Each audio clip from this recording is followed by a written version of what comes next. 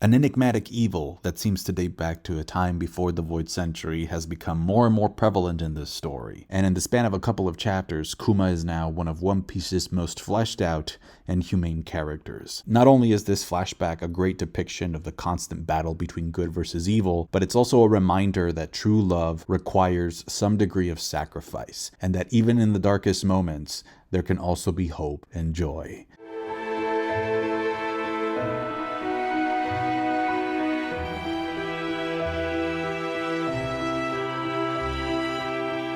I've read some comments saying that the flashback is getting too sad and too dark for some people, and I will admit that it is sad, but it's also simultaneously one of the best examples that we've ever gotten in this story of what unconditional love looks like. So I think it's kind of ironic that Oda apologizes for not being able to polish up the chapter when, from my perspective, this is one of the most beautiful character stories that he's given us post-time skip. My only issue with this flashback so far has been that Dragon doesn't really feel like a character in this. He's just kind of there. Like, he feels like a cardboard cutout. And I think the reason behind that is similar to why we didn't see Sebek in the God Valley portion of this flashback, which is that Oda is waiting for us to get to teach in order to flesh out Sebek more, because fleshing out Sebek could potentially spoil some stuff about Blackbeard. So it's the same thing here. If he focuses too much on Dragon, that opens up the door for him to reveal stuff that he doesn't want to reveal just yet about Luffy's mother and about Akainu as well. A thing we know for sure though is that Bonney survives the sapphire scale disease that she is diagnosed with. And we know this because, well, first of all, we've seen Bonney be able to walk around in the sun, but also because of the timeline. Given that Bonney was 5 years old 7 years ago, and the doctor said that if she didn't get cured, she would die by the age of 10, 5 plus 7, that makes 12, which means that Bonney is currently 12 years old, which means that she is already past the 10-year deadline. That would also mean that Bonney was 10 years old when this scene happened between her and Blackbeard, which in retrospect makes the scene that much more disturbing. Now, something that I found interesting was that the section of Bonney's face where she has the sapphire calcifications is also the section where we see that she has a piercing later on. Now, in terms of a cure, we know that Law's amber lead disease was cured because of his devil fruit power. And given that Bonney doesn't seem to have her devil fruit power yet at this point in the story, I'm wondering if the same could be true for her. I mean, because she can create distorted futures with it, she can cause people to have near-death experiences,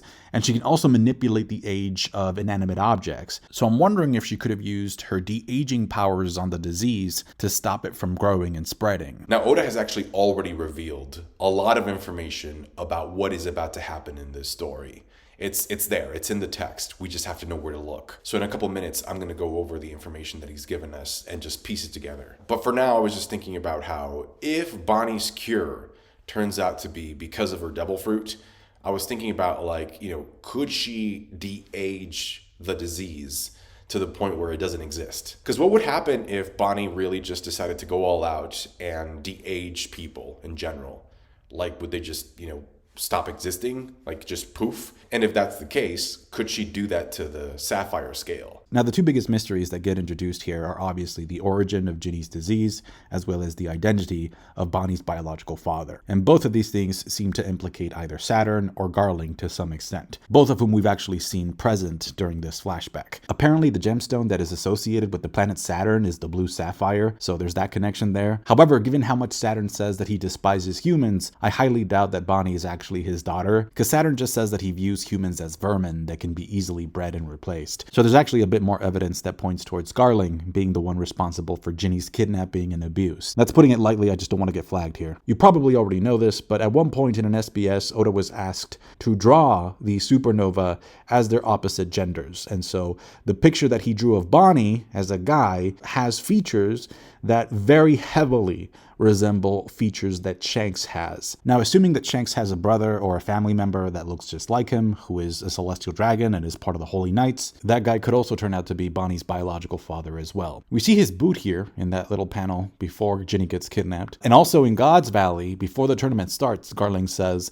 "Watch this, children," which implies that baby Shanks and at least one other sibling was there at the island as well. So we could have a Dofi and Corazon situation where one of the brothers is compassionate and kind-hearted, while the other one is an evil, self-absorbed psychopath. That stated, if this type of speculation turns out to be true, then that would mean that Bonney is either Shanks' sister or his niece. Now, the disease that Ginny gets reminds me a lot of Grayscale from A Song of Ice and Fire / Game of Thrones. And we know that Oda used to be a fan of the show, so in case you don't remember, Grayscale is an infection that gradually calcifies and turns the person's skin and body into stone. And what's interesting about that is that Grayscale actually has another name, for it is also known as Prince Garin's curse. So not only does Garling and Garin sound awfully similar, but also here's a description of the legend of how Grayscale came to be. It says, "As his city burned under dragon flame, the prince called on his god for vengeance, and a thick fog of foul humors rose from the Rhoyne," which is the river,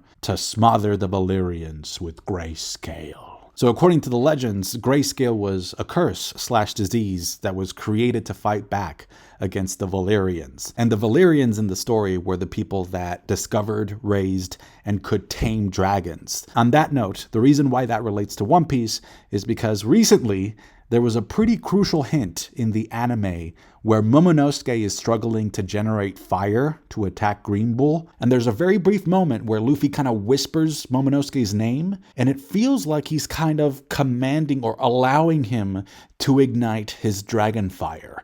So it's almost like Luffy in that scene is acting as the sun god that is granting Momonosuke the firepower that he needs. And so if we think about what sapphire scale actually does to people, is that it keeps them away from the sun, right? The chapter also says moonlight, but we know that moonlight is actually just the moon reflecting the sunlight. So it's the same thing. And so not only is this symbolic because it takes us back to that conversation that we saw the Gorosei have with Imu, but also if Joy Boy was the sun, if Joy Boy is the representation of the sun and he's the sun god and he had a fire empire, then it becomes pretty obvious that sapphire scale as a disease was created by the enemies of Joy Boy as a way of stopping Joy Boy from getting close to his friends. And so that takes us back to one of the most important pillars of One Piece, which is that Luffy needs friends, right? He has that speech in Arlong Park where he says, "I always knew that I needed friends if I wanted to get anywhere in life, because I don't know anything about swords. I can't sail, I can't cook, I can't even lie." So it's pretty apparent that the reason for why Joy Boy lost the war, or Joy Boy's side lost, was because his enemies were able to cut him off from his friends. This also ties into Joy Boy being the one responsible for creating the source of energy known as the Mother Flame, which I'm pretty sure is the reason for why Luffy was able to ignite the Iron Giant back to life. And it also speaks to how Joy Boy's enemies were able to get a hold of the Mother Flame and use it on what we now call Enies Lobby. That's right, the island that was there before Enies Lobby must have been a very important place for Joy Boy and his allies, because one of the main characteristics of the island is that sunlight is always shining there.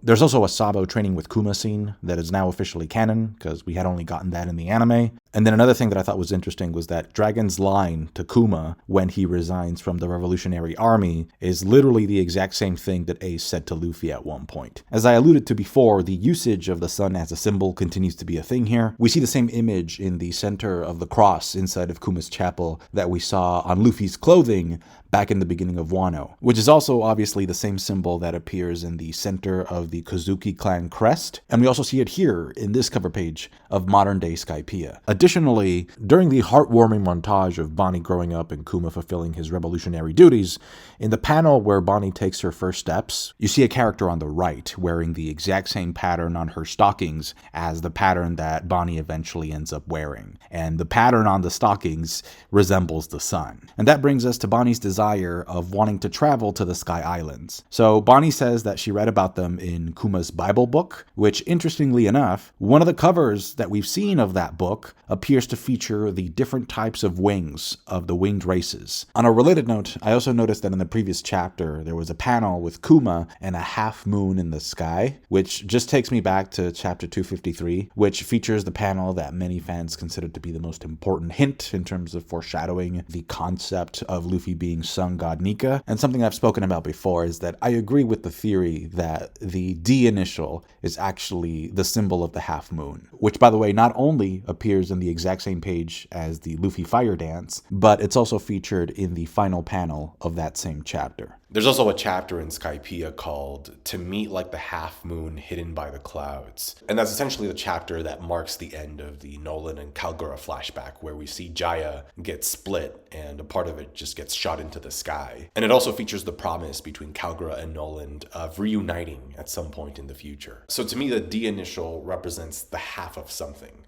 It's an incomplete O, and the O is the One Piece. Because One Piece is all about bringing people together, right? It's about connecting people. It's about just also connecting the past to the present and the present to the past. Now, I would find it very inconceivable for Oda to just introduce this desire of Bonnie's to go to a sky island and then never fulfill it. And so given that we're in the endgame now, and Rouge is the only supernova that Oda has yet to focus on, I think it's likely that there might be a sky island near or around Elbaf, which is where the crew is headed to next. So I think that'll serve to introduce Rouge into the main storyline, while simultaneously fulfilling Bonnie's wish. Take her to the moon for me, okay?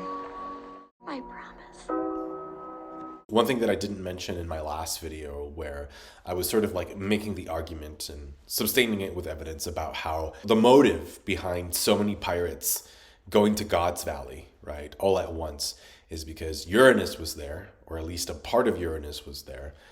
But something that I didn't mention back then was that when Big Mom gets off of the ship, she has a line where she says, "Look at all these dreamers with their heads in the clouds." So if it turns out that Uranus, or at least a part of it, was in God Valley, then that would make sense, because we know that Uranus is the god of the sky. Okay, so now we can focus on the information that Oda has already revealed about what needs to happen in this flashback. Kuma needs to become king of Sorbet Kingdom, and then he needs to be labeled as a tyrant unjustly. Plus, he also needs to become a Shichibukai, and both of those things require government involvement. Bonney needs to eat her fruit, and I hope we get an explanation for why it is that the guards in Marijoa recognized Queen Dowager Connie. Now, I want to go back to a point in time where Kuma separates the Straw Hat crew in Subodi Archipelago. So when he sends Luffy away to Amazon Lily, Kizaru is there, and Kizaru says, "You better have a good explanation for why you just did what you did." Now, initially, when I was, reading the arc, watching it back then, I thought to myself, oh, this is why Kuma lost his mind. This is why Kuma, has no will of his own anymore, although, there's still some there. But this is why Kuma lost himself, because it came as a punishment for letting Luffy and the Straw Hats escape Subodi after Luffy punched a celestial dragon. That's what I used to think. Now we know that that is not the case. There's a moment in Marineford where Luffy and Ivankov run into Doflamingo, and Dofi says, "It seems like you guys remember Kuma, but he won't remember you. The Kuma you knew is gone." And so that's shocking for Ivankov, especially because in this flashback we saw Kuma tell Ivankov that he would never forget his face. And so Dofi tells Ivankov that just a few days ago, Dr. Vegapunk made the last modification on Kuma. So Kuma made a deal with the government and gave himself up to be rebuilt as a human weapon. And Dofi says that they didn't modify him all at once, but that they would work on his body piece by piece, like section by section, which is why when Zoro cuts him in Thriller Bark, we see some cyborg machinery on his shoulder. Unfortunately, we know that they also took his eyes out because current Kuma doesn't seem to have any pupils. It's pretty dark stuff. Again, I'm not denying that this is, really heartbreaking and sad. And so in between the time of Kuma separating the Straw Hats at Subodi and then Marineford starting, there's a moment where Kuma shows up at Rayleigh's doorstep and he apologizes and he tells him what direction he sent Luffy in. And he also says that he doesn't have much time left as himself. And so after that, before Marineford starts, is when Vegapunk erases Kuma's will. Now, why is that relevant to what we learned this week? So we know the disease came from Marijoa, okay?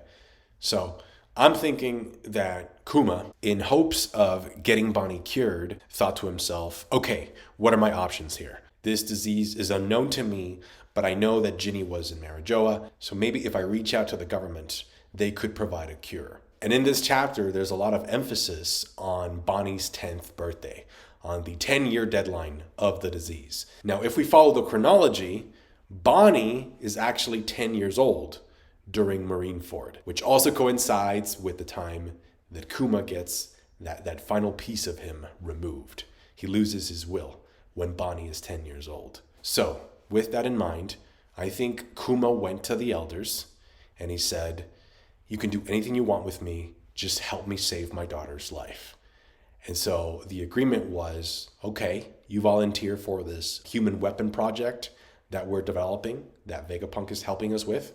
You become a guinea pig for that, and we'll save her. Maybe we'll throw in the title of Shichibukai in there as well. And then Kuma said, okay, fine, whatever, I don't care about that.